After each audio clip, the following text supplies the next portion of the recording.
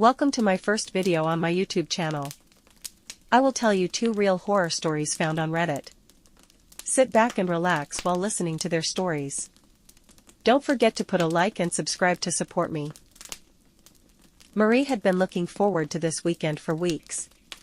She and 3 of her closest friends, Lena, Riley, and Joe, had planned a quiet camping trip deep in the woods. No cell reception, no parents, no stress. Just stars, firelight, and each other. They arrived Friday afternoon. The forest was quiet. Too quiet. No birdsong. No rustling leaves. Just the crunch of gravel under their tires and the wind slicing through the trees like a warning. They laughed it off. By sunset, their tents were up, a fire was crackling, and marshmallows were roasting. For a while, everything felt perfect. Marie breathed it in, the freedom, the peace, the feeling that they were far, far away from everything. But just after midnight, things changed. They heard something from the woods. Not an animal. Not wind. Footsteps. Slow. Heavy. Deliberate. At first, they thought it was a prank. Riley even shouted, "Very funny, Joe," thinking one of them had gone off into the dark to mess with the others. But Joe was sitting right there. Pale. Silent. Then they saw him. A man stepped into the firelight. Old. Grimy. His clothes torn and soaked in something dark. His beard was thick and tangled. In his hand, a rusted axe. And the blade was soaked in blood. The girls froze. He didn't say a word. He just stood there, watching. Lena whispered, "We need to run." But no one moved. Then, slowly, the man tilted his head. His lips curled into something that might have been a smile, or maybe just a spasm. He took a step forward. That broke the spell. Marie screamed, and all 4 of them bolted into the woods, no flashlights, no direction, just away. Branches clawed at their arms. Dirt flew under their shoes. Behind them, they could hear him, still walking. Never running. Just walking. But somehow, always close. Joe twisted her ankle and fell. Riley stopped to help her up. Marie turned, heart pounding, and saw the man again.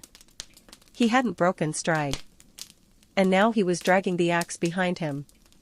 The sound scraped across the rocks and roots like fingernails on bone. They ran until they found an old hunting shack, abandoned, broken, but with a door they could slam shut. They huddled inside, holding their breath, hoping the darkness would hide them. But the footsteps came. Closer. Slower. Until they stopped. Right outside. The doorknob twitched. Then turned. A long, cold silence followed. Inside the shack, the girls didn't move. No one dared to breathe. Marie clutched a broken broom handle like a weapon. Joe, still limping, pressed her back against the wall, tears streaming silently. Then the blade of the axe hit the door. Once. Twice. Each hit slower than the last, but with purpose. Like he wanted them to count every swing. Lena whispered, "We have to distract him, or we're next." Marie, still shaking, reached into her bag and pulled out a flare, something they packed for emergencies, just in case. She gave Lena a look. No words needed. She lit it. The red light burst into the air through a small back window. Then they waited. Nothing. And then, the axe stopped. Silence again. Joe dared to peek through a crack in the wall. He's gone. Riley opened the door slowly. No one was outside. Just empty woods. The axe was on the ground, alone, blood drying in the dirt. They ran. Limping. Sobbing. Barely holding each other up. By morning, they reached the ranger station 10 kilometers away. They told everything.